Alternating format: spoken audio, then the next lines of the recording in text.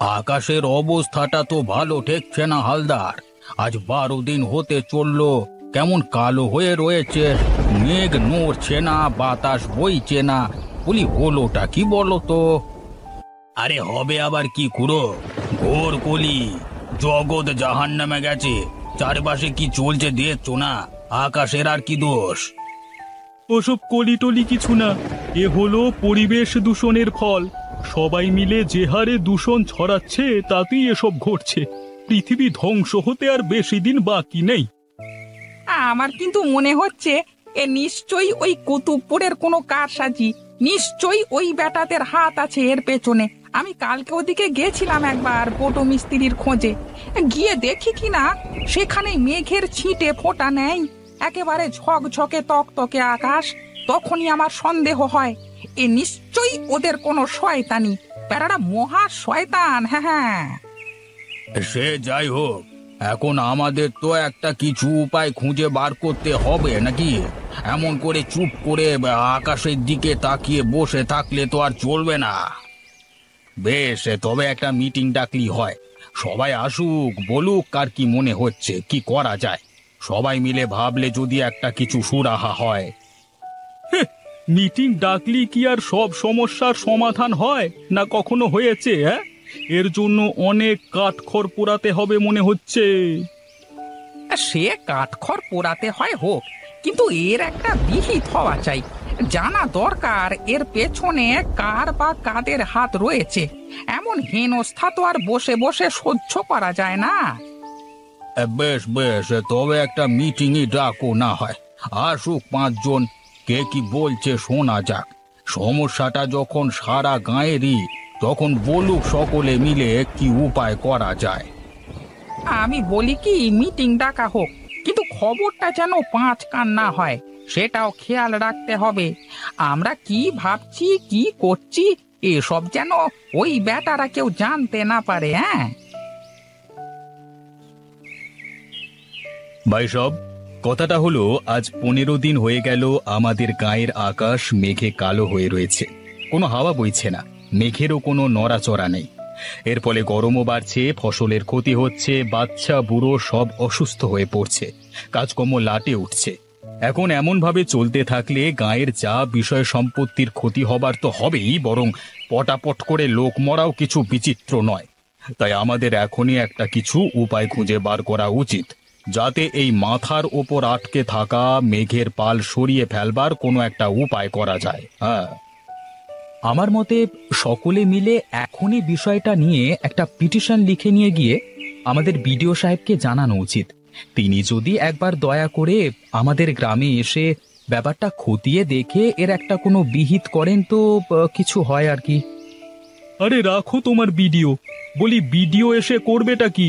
তোমার কি মনে হয় তিনি সিঁড়িতে চেপে আকাশে উঠে মেঘেদেরকে এক ধমক লাগাবেন আর অমনি মেঘগুলো সব সুরসুর করে লেজ গুটিয়ে পালাবে?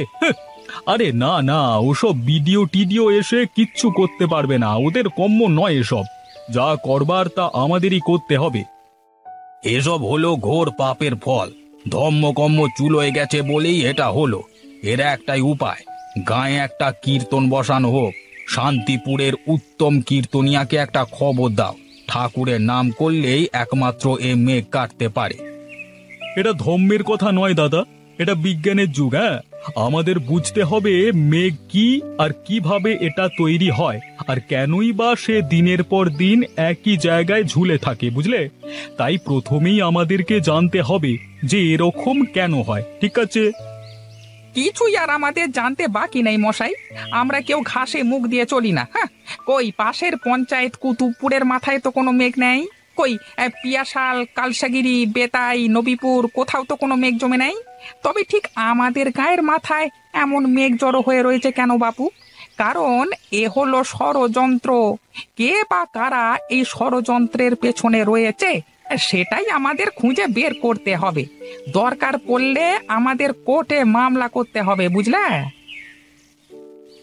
থাক থাক, আর কোর্ট কাছারি করে মারামারি করে লাভ নেই। আমাদের ঠান্ডা মাথায় এর একটা কোনো উপায় খুঁজে বার করতে হবে, যাতে মাথার ওপরের এই কালো মেঘটা সরে যায়। হ্যাঁ, বাতাসি কাকি এই মেঘ সরাতে পারে। কে কে বললো কথাটা? ফেলু, তা তুমি কি জানো না বাতাসি কাকিকে আমরা এক ঘরে করে দিয়েছি? তাকে দিয়ে কিছু করানোর কথা তুমি ভাবলে কি করে? দাঁড়াও দাঁড়াও হারাধন, কথাটা ফেলু মন্দ বলেনি। যদ্দূর শুনেছি কাকির নাকি এমন অনেক রকমেরই গুণ আছে। আমি নিজেও একবার দেখেছি ছোটবেলায়, আমাদের গায়ে একবার খরা হয়েছিল, তখন এই বাতাসি কাকি কিন্তু কি সব মন্তর টন্তর পড়ে বৃষ্টি নামিয়েছিল। হ্যাঁ, তা বাতাসি কাকি যে অপদেবতা তাড়াতে পারে, বৃষ্টি নামাতে পারে, ঝড় থামাতে পারে, এ আমরা নিজেরাই দেখেছি। সকলেই একথা জানে। এ ব্যাপারে কাকির 5 গায়ে নাম আছে।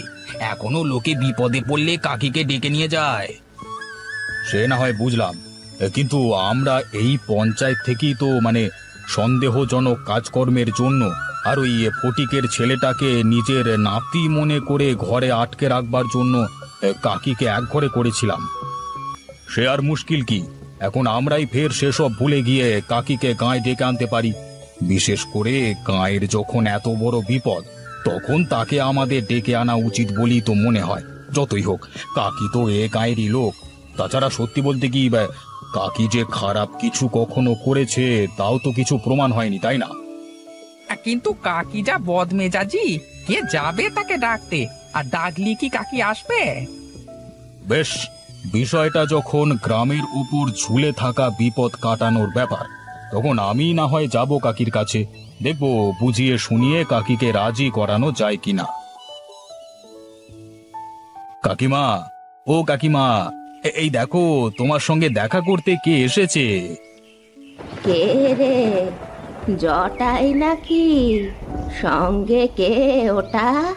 লখাই যে? ওরে বাবা, জাদু যে আমার বড় হয়ে গেছে। আয় বাবা, কাছে আয় তো, দেখি একবার ভালো করে। ও মা, কেমন সুন্দর দেখতে হয়েছিস রে! তা হ্যাঁ রে, এতদিন পর বুড়ি কাকিমাটাকে মনে পড়লো। কাকিমা, তুমি এবার গায়ে ফিরে চলো গো। একা একা এত দূরে আর তোমাকে থাকতে হবে না। এখন বয়স হয়েছে তোমার, কাছে কাছে থাকলে আমরা তোমার একটু খেয়াল টিয়াল রাখতে পারবো।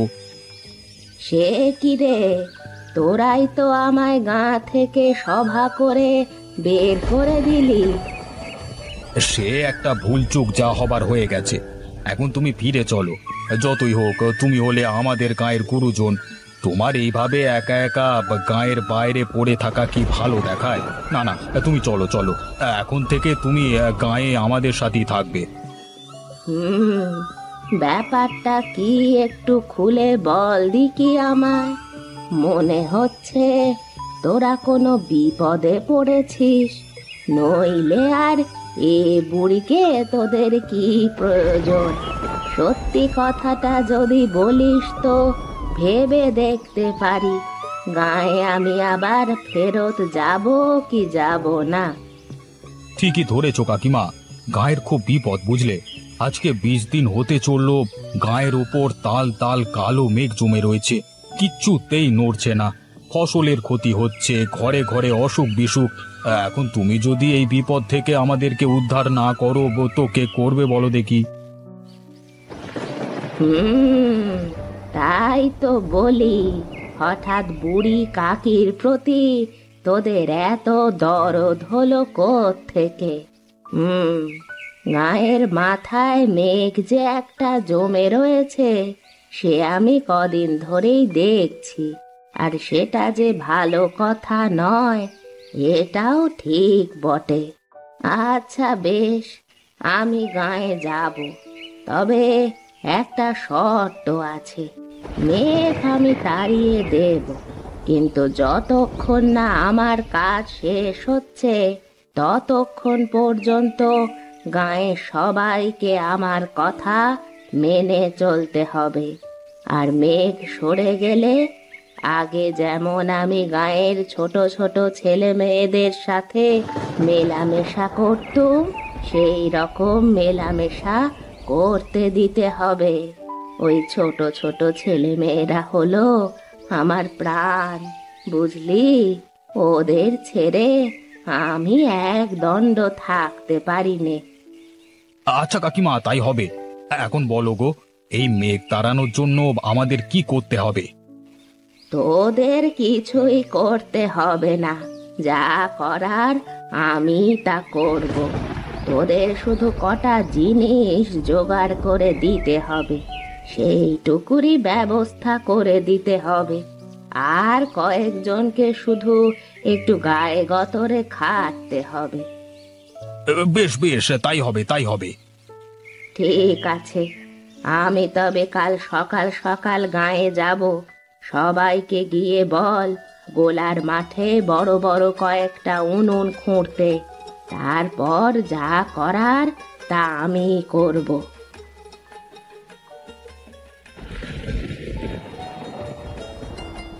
কমল, আলুগুলো 6 টুকরো করে কাট বাবা।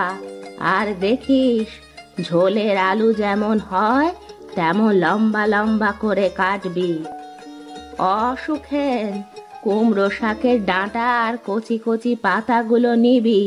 পাকা পাতাগুলো নিবি নে।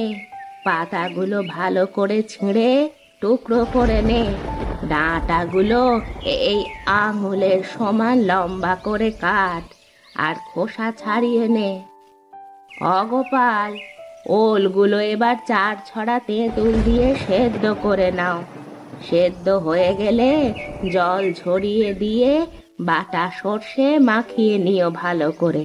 তারপর তেল চড়িয়ে আমায় বলো, আমি বাকিটা বলে দিচ্ছি। এসব কি হচ্ছে বলো তো? ভূতের বাপের শ্রাদ্ধ হচ্ছে। তাই তো মনে হচ্ছে। এত এত রান্না কার জন্য, কিসের জন্য, কিছুই তো বুঝছি না। হে, যাই বলো ভাই, শুনেছি কাকির রান্নার হাত কিন্তু দারুণ। কত রকমের নিরামিষ রান্না যে কাকি জানে তা দেখেই টের পাওয়া যাচ্ছে। আর কি সুন্দর গন্ধ ছড়াচ্ছে! এই গন্ধতে পেটে ছুঁচো দৌড়াতে লেগেছে গো। কি জানি বাপু, এত রান্না যে কার ভোগে লাগবে কে জানে। বাবারে বাবা। হ্যাঁ কমল, হয়েছে। এইবার একটু চিনি দিয়ে নামিয়ে নে।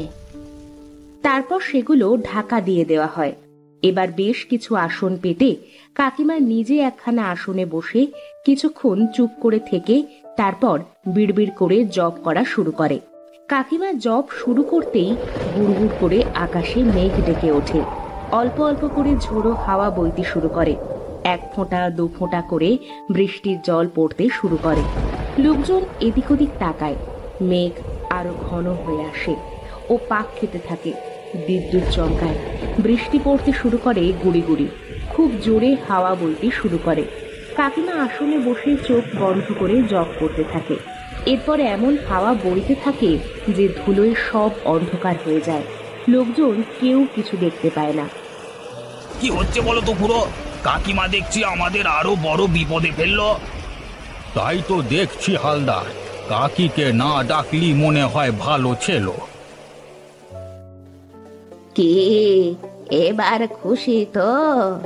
যা, এবারের মতো বিপদ কেটে গেছে। কাকিমা, কি করে যে তুমি এসব করলে আমার ভাবতেই আশ্চর্য লাগছে। কি করে আবার? তোদের চোখের সামনেই তো করলুম। রান্না করে ভোগ দিলাম আকাশের দেবতাদের। তোদের কাকিমার হাতের রান্না খেতে কে না ভালোবাসে? সূর্য, চন্দ্র, মেঘ, বিদ্যুৎ, ঝড়, বৃষ্টি, এরা সবাই তাই কি রকম চেটে পুটে খেয়ে গেল দেখলি না? ঝড় বৃষ্টি তো হলো দেখলাম, কিন্তু কেউ যে খেয়ে গেল তা তো দেখলাম না। দেখতে পেলি না? বেশ, এবার একবার থালার ওপরে ঢাকাগুলো সরিয়ে দেখ, তবেই বুঝবি। কাকিমা, এখন যে খাবারগুলো রাখা আছে সেগুলোর কি হবে? হ্যাঁ হ্যাঁ, ওগুলো এবার থালায় বেড়ে ফেল। ওগুলো খাবার জন্য ওরা এলো বলে। কারা কাকিমা? কারা আসবে ওগুলো খেতে? শুধু আকাশের দেবতারাই নয় রে, তোদের এই কাকিমার হাতে রান্না খেতে জঙ্গলের পশু পাখিরাও খুব ভালোবাসে। তারাই এবার আসবে ওগুলো খেতে। কি বলছো কাকিমা? পশু পাখি কোথা থেকে আসবে? ওই জঙ্গলে কি আর পশু পাখি কিছু আছে নাকি? ওই জঙ্গল থেকে শুধু নয়, তোর কাকিমার হাতের রান্না খেতে দূর দূর থেকে পশু পাখিরাও আসবে, বুঝলি? কি বিশ্বাস হচ্ছে না তো? বেশ, ওই দেখ তবে।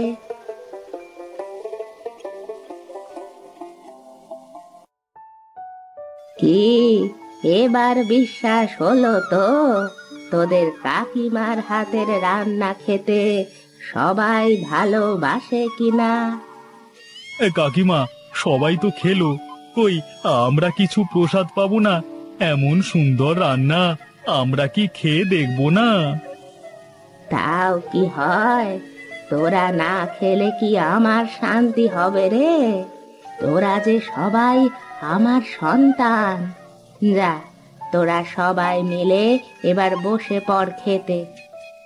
কিন্তু কাকিমা, সব খাবারই তো তুমি ওদেরকে খাইয়ে দিলে, তবে আমরা কি খাবো?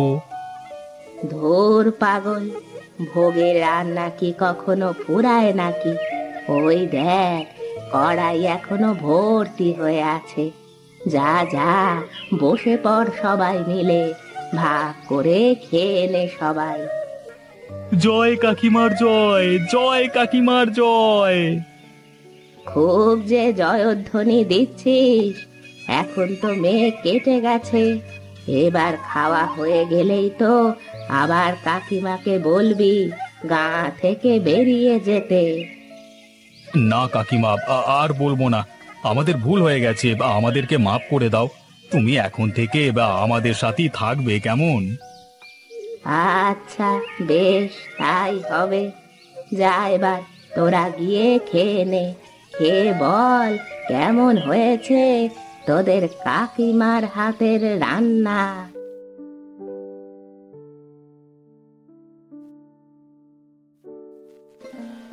দিদি, আমার শরীরটা খুব খারাপ লাগছে রে।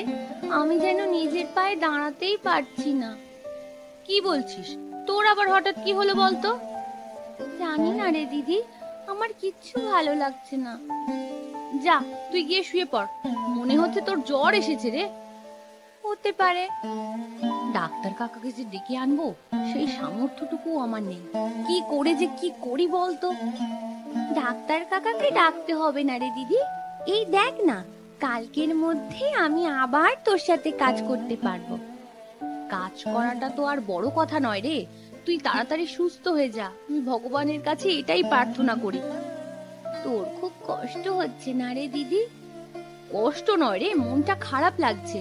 আর সেই সাথে সাথে বাবা মায়ের কথাও খুব মনে পড়ছে। সেই কবে তারা তোকে আর আমাকে রেখে মারা গেল। সেই থেকেই তো তোকে কোলে পিঠে করে আমি মানুষ করলাম।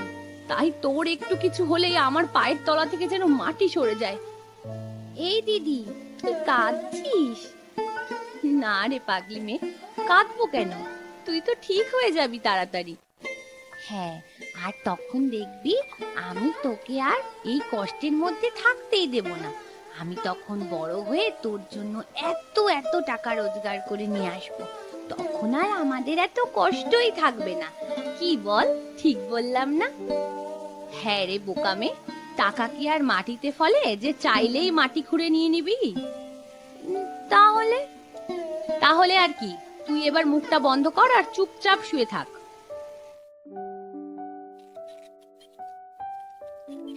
বুঝলি বোন, তুই শুয়ে থাক। আমি একটু অবিনাশ বাবুদের বাড়িতে যাব। কেন রে দিদি, টাকা ধার নেওয়ার জন্য? হ্যাঁ রে বোন, তোর যাই হোক, এখন তবু একটু ভালো ডাক্তার দেখাতে হবে।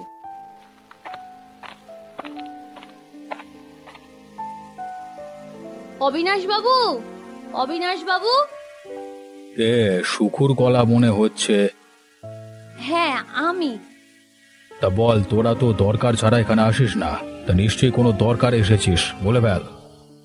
আগে বাবু, আমার বোনটার খুব শরীর খারাপ, তার জন্য কিছু টাকার প্রয়োজন। হবে না, হবে না। দিন না বাবু, খুব দরকার, বোনকে ডাক্তার দেখাতে হবে। তাতে কি করব? তুই অন্য কোথা থেকে জোগাড় করবি কি না করবি তুই বুঝে নে। খুব দরকার বাবু, ওর চিকিৎসা না হলে ও মারা যাবে। যা, এই অবিনাশ কাউকে টাকা ধার দেয় না শুধু শুধু। আপনার পায়ে ধরছি বাবু, দিন না কিছু টাকা, দিন না। তোর বাবা বেঁচে থাকতে অনেক দেনা করে গেছে আমার থেকে। আগে তুই তাহলে সেই সব কটা টাকা পরিশোধ কর, তারপর তোকে আমি টাকা ধার দেব। আমার বাবা কোনোদিনও আপনার কাছ থেকে টাকা ধার নেয়নি, আপনি মিথ্যে কথা বলছেন। আর যদি নিয়েও থাকে একজন, তা সে তো মারা গেছে, তাতে আমার কি? তোকে আমি টাকা ধার দেব না, তুইও যা পারিস কর গিয়ে, দরকার হলে ভিক্ষে করে জোগাড় কর। আপনার কোনোদিনও ভালো হবে না, কোনোদিনও না। ডাক্তার কাকা, ও ডাক্তার কাকা, ডাক্তার কাকা, তাড়াতাড়ি চলো।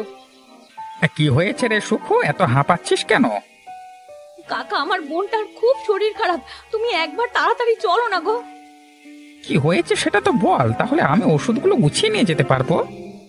সেটাই তো বুঝতে পারছি না গো কাকা, আমি তো প্রথমে ভেবেছিলাম হয়তো জ্বর হয়েছে, তাই শরীরটা দুর্বল লাগছে। আজ সকাল থেকে দেখছি বিছানা ছাড়তে পারছে না। তুমি যা ওষুধ আছে সব নিয়ে নাও সাথে। চল চল তাড়াতাড়ি চল, বেশি দেরি করা ঠিক হবে না।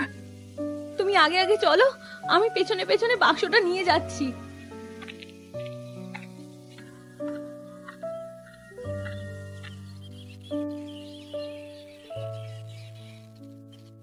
সুখু, আমার সঙ্গে একটু বাইরে চল, কিছু কথা বলবো তোকে।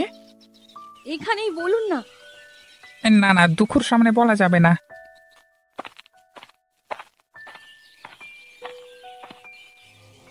বলুন, কি হয়েছে? কি হয়েছে আমার বোনটার? তোর বোনের লক্ষণটা ভালো দেখছি না, ওকে যা দেখলাম এটা একটা মারণ রোগ। এটা হলে চট করে কেউ বাঁচে না, আর যদিও বা বাঁচে সেটা তার ভাগ্য। ও ডাক্তার কাকা, আমার বোনটাকে যে করে হোক ভালো করে দাও না গো। আচ্ছা তুই তো ভেঙে পড়িস না, আমার যথাসাধ্য চেষ্টা করব আমি। সুখু, তোর বোনের কি হয়েছে রে? হ্যাঁ রে, কি করে কি হলো? কি বললো ডাক্তার কাকা? তুই তো একবার অবিনাশ বাবুর কাছে গিয়ে দেখতে পারতিস। সে কি আর আমি যাইনি গো? তোমরা তো চেনো তাকে, কেমন মানুষ সে। তুমি কি করে বলছো বলো তো কথাটা? ওকে কি তুমি আজ চেনো? ও কি কাউকে টাকা ধার দেবে বলে তোমার মনে হয়? তা ঠিক, ডাক্তার কাকাকে তো তাহলে পয়সাও দিতে পারিসনি। কি করে পারবো? কিছু থাকলে তো দেব। এই নে 2 টাকা আপাতত রাখ, ডাক্তার কাকাকে এখনকার মতো টাকাটা দিয়ে দিস, বাকিটা পরে ব্যবস্থা হবে। তোর গোপাল কাকা তো আছে তোদের মাথার ওপর, যখন যা দরকার হবে বলবি। ঠিক আছে, তাও তুমি কদিনই বা চালাবে? তোমারও তো সংসার আছে। আমি দেখছি তোকে যদি কোনো একটা ব্যবস্থা যদি করে দিতে পারি, তুই সেই ব্যবসা চালিয়ে নিজের বোনের চিকিৎসা করাবি। ঠিক আছে, আজকের মতো তাহলে আমি আসি, বোনটা আবার বাড়িতে একা আছে গো।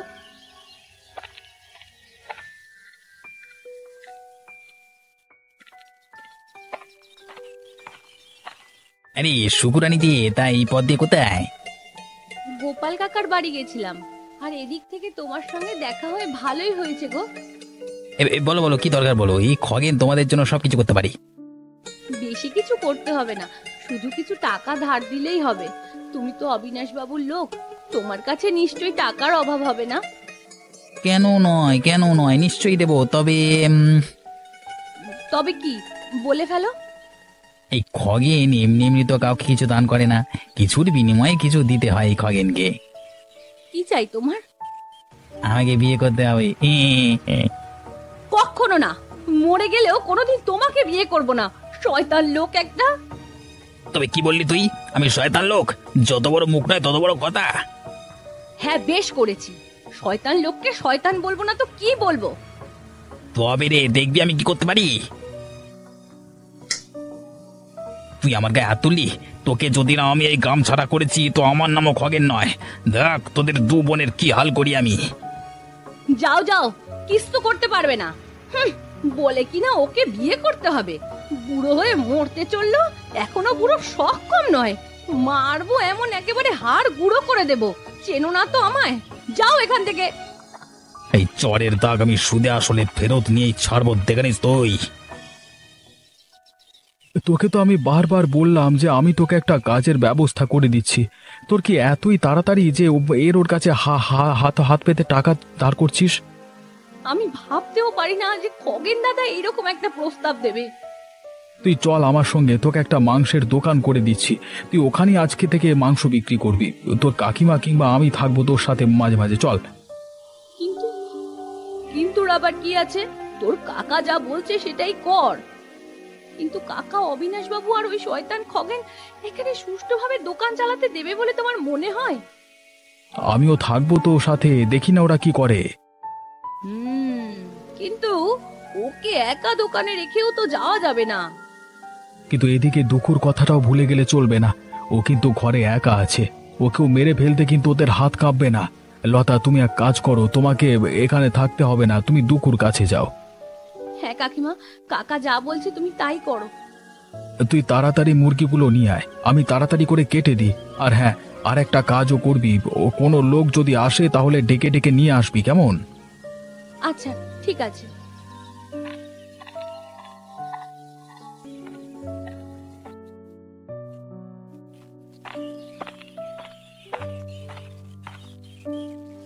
আপনার চারপাশে কি সব হচ্ছে, আপনি সেসব খোঁজখবর কি রাখেন? কেন খগেন, কি খবর এনেছো আমার জন্য?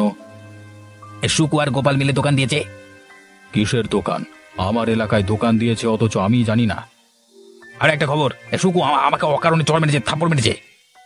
এর মধ্যে আবার গায়ে হাতও তুলেছে। সাহস তো মন্দ নয়, আমাকেও শিক্ষা দেবে বলেছে। এবার তো ছেড়ে কথা বলা যাবে না। হ্যাঁ, আমি কিন্তু এর শেষ দেখে ছাড়বো। শোন খগেন, আমার মাথায় একটা বুদ্ধি এসেছে ওদের ব্যবসাটা বন্ধ করবার জন্য। বলুন বলুন। রাতের বেলায় ওরা যখন দোকান বন্ধ করে দিয়ে বাড়ি চলে যাবে, তুই তখন খাঁচায় থাকা মুরগিগুলোকে বের করে দিয়ে দোকানে আগুন লাগিয়ে দে। একেবারে আগুন লাগিয়ে দেবো? হ্যাঁ, নয়তো কি। যদি আমাদের দিকে সন্দেহের চোখ পড়ে তখন বলে দেব যে আমরা কিচ্ছু মুরগি বা দোকানে আগুন লাগার ব্যাপারে জানি না, আর মুরগিগুলো তারা নিশ্চয়ই আগুনে পুড়ে মরে গেছে। বাবা বাবা, আপনার জবাব নেই। আপনাকে অসংখ্য ধন্যবাদ এত সুন্দর বুদ্ধির জন্য। আরে তুই কি আমার গুণাগুণ করছিস না আমাকে অপমান করছিস? না না, অপমান করব কেন? আপনার তো গুণাগুণই করছি। তাহলে আমার কথা মতো কাজ করে ফেলার দেরি না করে।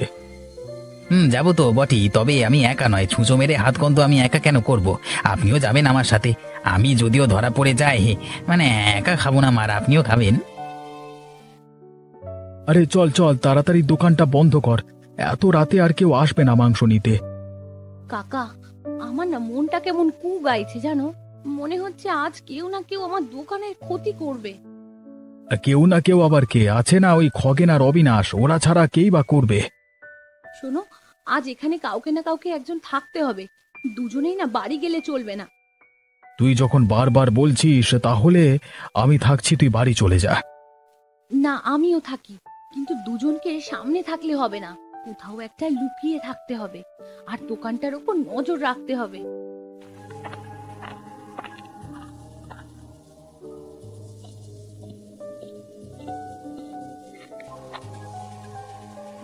বাহ, এই তো সুযোগ। এই দুজনের মধ্যে কেউ দোকানে নেই। এতই বোকারে তোরা, কেউ না কেউ তো একজন দোকানে থেকে পড়বি। তা না করে বাড়ি গিয়ে নিশ্চিন্তে ঘুমাচ্ছিস। ঘুমো ঘুমো, এখনই তো এই ঘুম তো কাল হবে। এই খগেন, কে এত ভাবছিস? আরে তাড়াতাড়ি কাজটা করে বাড়ি চল, কেউ এসে গেলে মুশকিলে পড়ে যাব। ওই দেখো কাকা, বলেছিলাম না আজ রাতে কিছু একটা ঘটতে চলেছে। তাই তো দেখছি রে, বেরিয়ে চল আগুন লাগানোর আগে। এই বেলা ওকে হাতে নাতে ধরি। ওই খগেন দাদা, তুমি এত রাতে এখানে কি করছো? কই কিছু না তো। তুই আমাদের দোকানে আগুন লাগাতে এসেছিস? মেরে তোর পিঠের ছাল তুলে নেব জানিস। আমি কিছুই করিনি। দাঁড়াও, অবিনাশ বাবুকে ডাকি। আমরা তো শুধু এই পথে যাচ্ছিলাম। ডাক তোর অবিনাশ বাবুকে, দেখি ওনার আবার কি বক্তব্য। কোথায় গেলেন? আপনি একবার এদিকে আসুন না। বলেছেন আমরা এখানে কি করতে এসেছিলাম। কি হয়েছে কি? এই গোপালকে জিজ্ঞেস করছি। আপনারা এখানে আমাদের দোকানে আগুন লাগাতে এসেছিলেন, হ্যাঁ কি না? আরে গোপাল, তুমি এত মাথা গরম করছো কেন? আমরা কি জানি না যে তোমরা এই দোকানটা চালিয়ে দুঃখুর চিকিৎসা করছো? কেউ আবার এই দোকানটায় আগুন লাগায়? আমরা অত ছোট মনের মানুষ নয় গো, বিশ্বাস করো। আচ্ছা তাই নাকি? হ্যাঁ গো, আমরা তো এত রাতে একটু খগেনের বাড়িতে যাচ্ছিলাম। ওর বাড়িতে আমার আজকে নিমন্ত্রণ না, ওই জন্য। আচ্ছা, তা হাতে হ্যারিকেন আর গায়ে চাদর মুড়ি দিয়ে? এখন তো শীতকাল নয়। আজকে আমার শরীরটা ভালো নয়, জ্বর করছে, চাদর টাকা নিয়েছি তাই জন্য। এক চর বসিয়ে দিলে সত্যি কথা বেরিয়ে পড়বে। এই না না, একদম মারপিট না। সত্যি কথা বলছি, যদি বিশ্বাস না হয় বাড়ি থেকে খোঁজ নিয়ে দেখো। দুজনেই তো একই গোয়ালের গরু, এ হাম্বা করলে তো ও হাম্বা করবেই। কিছু বললে গোপাল? না না ঠিক আছে, আপনার অত জ্ঞান আমরা কেউ শুনতে চাচ্ছি না। আপনারা যেখানে যাচ্ছিলেন সেখানে যান, এই দোকানের ধারে কাছে যেন আপনাদের না দেখি। ঠিক আছে ঠিক আছে, চলুন তো এবার বাবু, চলুন, এদের কথা শুনবেন না। সুখু, তোর বোন আমার কাছে ওষুধ খেয়ে আস্তে আস্তে ঠিক হচ্ছে, বুঝলি? তোমাকে অনেক অনেক ধন্যবাদ গো ডাক্তার কাকা। সবই ঠিক আছে, কিন্তু এবার আমাকে আমার পাওনাটা দিতে হবে রে সুখু। ডাক্তার কাকা, আমি এখন তোমাকে টাকা পয়সা দিতে পারবো না, আমাকে কিছুদিন সময় দিতে হবে। কেন? আসলে আমি অবিনাশ বাবুর কাছে ধার চেয়েছিলাম, কিন্তু উনি আমাকে দূর দূর করে তাড়িয়ে দিয়েছেন। উনি মানুষের সাথে এমন ব্যবহার করেন যেন উনি কত ভালো মানুষ, ওনার মনে যে এত বদমাইশি বুদ্ধি। হ্যাঁ, আমি গোপাল কাকার সাহায্য নিয়ে একটা মাংসের দোকান খুলেছি, কিন্তু সেইভাবে এখনো রোজগার হয়নি।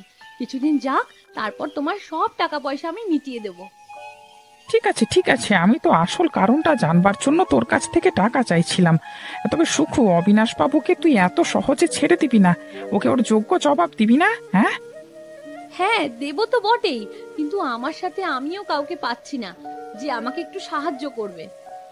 তোর এই ডাক্তার কাকা থাকতে আর কাউকে তোর পাশে থাকতে হবে না। ওই অবিনাশ বাবুকে বুঝিয়ে দেব, মানুষকে সাহায্য না করলে নিজেরও কোনোদিন সাহায্য পাওয়া হয় না। হ্যাঁ, ওই ব্যাটার একটা শিক্ষা হওয়া দরকার। খগেন, আমার বুকটা খুব ব্যথা লাগছে, কি হলো বলতো? কি আর হবে, কিছুই হয়নি, আপনি বরং ঘরে গিয়ে বিশ্রাম নিন। হ্যাঁ তাই যাই, তুই ডাক্তারকে খবর দেবার ব্যবস্থা কর। হ্যাঁ নিশ্চয়ই নিশ্চয়ই, খবর দিচ্ছে না আরো কিছু। তুমি বিছানায় শয্যাশায়ী হয়ে থাকো, আমি তোমার সব টাকা পয়সা নিয়ে আস্তে আস্তে এখান থেকে কেটে পড়বো, ব্যাস। ও বাবু, বাবু কেউ তো ডাক্তার ডাকো, আমি যন্ত্রণা সহ্য করতে পারছি না। দিয়েছি দিয়েছি, এক্ষুনি আসবি, অত চিল্লাচ্ছেন কেন বলুন তো? তোমার ভাবগতি আবার ভালো ঠেকছে না খগেন, তুমি কি কিছু মতলব করছো? এই না না, ওই তো ডাক্তারবাবু চলে এসেছেন। কই অবিনাশ বাবু কই? আসুন আসুন ডাক্তারবাবু, দেখুন না, কদিন ধরে বুকটা খুবই ব্যথা করছে। এ তো আমি ভালো লক্ষণ দেখছি না, মনে হচ্ছে এটা কোনো মারণ রোগে ধরেছে আপনাকে। নানান রকম পরীক্ষা নিরীক্ষা করতে হবে, এর জন্য অনেক টাকার প্রয়োজন। বলছেন কি? আমি যত টাকা লাগে খরচ করতে রাজি, শুধু আপনি আমাকে সারিয়ে তুলুন। ঠিক আছে। খগেন, এখন ডাক্তারবাবুকে কিছুটা টাকা দিয়ে দাও, তারপর কত কি খরচা হয় সেটা দেখে বাকিটা দেওয়া হবে। খগেন সে কোথায়? নেই? না, ও আমাকে বাড়ির দরজা পার করে দিয়ে ছুটে চলে গেল তো। দেখেছেন, আমি আগেই ধরেছিলাম নিশ্চয়ই ব্যাটা পেটে পেটে কিছু ফোন দিয়ে এটেছে। আমি সুখুকে নিয়ে আসবো, আপনার সব কাজ করে দেবে ও। তাহলে তো খুবই ভালো হয়।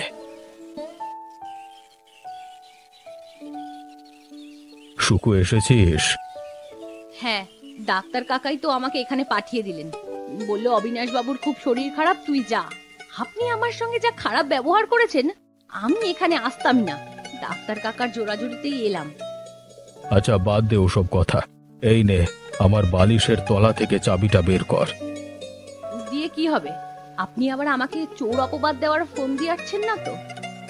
না রে, যেটা বলছি সেটা কর, চাবিটা নিয়ে ওই সিন্দুকটা খোল। আচ্ছা, খুলছি। ওর ভেতর থেকে কিছু টাকা বের করে নিয়ে কিছুটা ডাক্তারকে, আর বাকিটা তুই তোর বোনের চিকিৎসার জন্য নিয়ে যা। কই বাবু, এখানে তো কোনো টাকা নেই।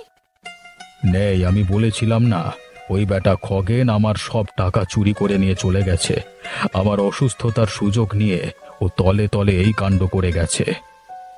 ঠিক আছে, আমি আজ রাতে এখানেই থাকবো, আর ওই শয়তান খগেনকে আমি ধরবো। ওই দেখুন বাবু, খগেন এলো, এসে আপনার আলমারিটা খুলে টাকা বের করছে।